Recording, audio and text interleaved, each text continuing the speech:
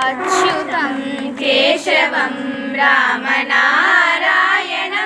कृष्णदामोदरं वासुदेवं हरिं श्रीधरं माधवं गोपिकावल्लभं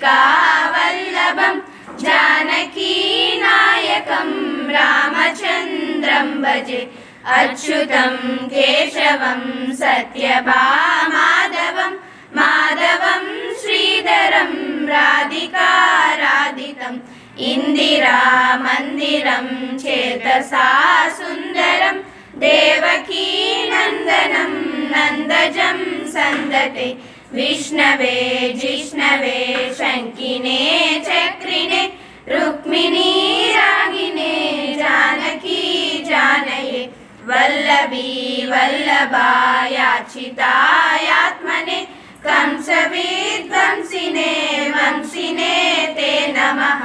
कृष्ण गोविन्द हे राम नारायण श्रीपते वासुदेवाजिता श्रीनिधे अच्युतानन्द हे माधवादोक्षज द्वारका नायका द्रौपदी रक्षक राक्षस क्षोभित सीतया शोभितो दण्डकारण्यभू पुण्यता कारणं लक्ष्मणेनान्वितो वानरै सेवितो गस्य सम्पूजितो राघव पातु मां धेनुकारिष्टको निष्टकृद्वेषिणा केशिहा कंसवृद्वंसिका वादकः पूतना कोपक सूरजा खेलनो बालगोपालका पातु मां सर्वदा।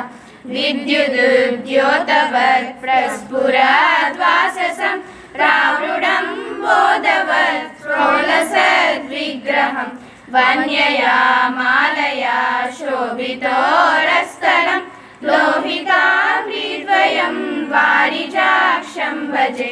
कुञ्चितैकुन्तलैर्राजमानाननं रत्नमौलिं लसत्कुण्डलं गण्डयो हारकेयूरकं कङ्कणाप्रोज्ज्वलं किङ्किणीमञ्जुलं श्यामलं तं भजे। अच्युतं केशवं रामनारायणं कृष्णदामोदरं वासुदेवं हरिं श्रीधरं माधवं गोपिकावल्लभम्।